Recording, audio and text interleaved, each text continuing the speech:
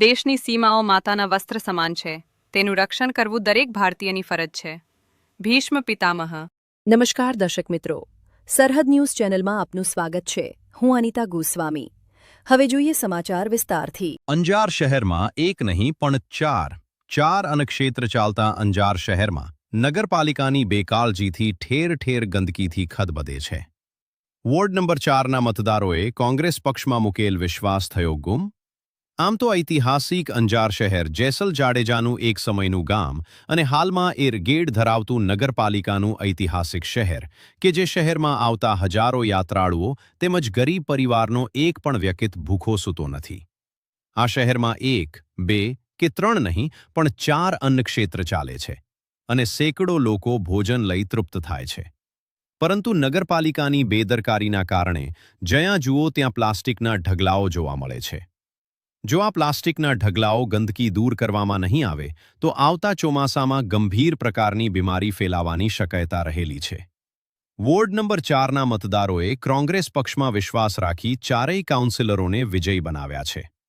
પરંતુ ward number 4ના કાઉન્સિલરો સ્વચ્છતા રખાવવામાં ક્યાંક ને ક્યાંક ઊણા ઉતરતા હોય અથવા તો નગરપાલિકા પાસે યોગ્ય રજૂઆત ન કરી શકવાના કારણે સમગ્ર અંજાર શહેરની સાથે વોર્ડ નંબર 4 પણ ગંદકીથી ખદબદે છે.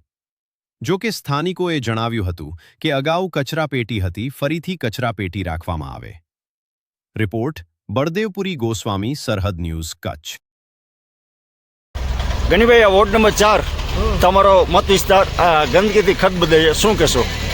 આમાં એવું છે કે એક ડબ્બો રાખવામાં આવ્યો હતો નગરપાલિકા તરફથી, જે ડબ્બો કચરો નાખે છે ને અને લગભગ 5-8 મહિના થઈ ગયા, ડબ્બો અહીંયા ઉપાડી ગયા છે.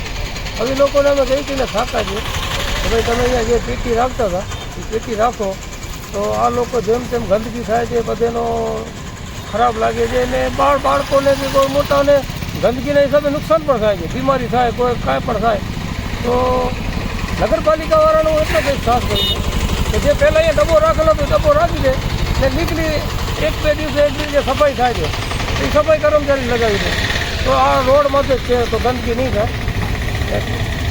અમારા ચૂંટાયેલા પ્રતિનિધિનો સાહેબને પણ હું કહું છું કે અમારા રાજભાઈ છે કે દીપકભાઈ છે કે મજીદભાઈ છે, એ લોકોને પણ ધ્યાન દોરવા માગું છું કે થોડોક સફાઈમાં કે ધ્યાન દે તો આ એ લોકોનો ફોલ્ટ નથી, પણ મતલબ કહેવાનું કે એ લોકો થોડું ધ્યાન દેશે, નગરપાલિકામાં વચન કરશે તો અહીંયા ડબ્બો રાખવામાં આવશે તો એના હિસાબે આ ગંદકી નહીં થાય.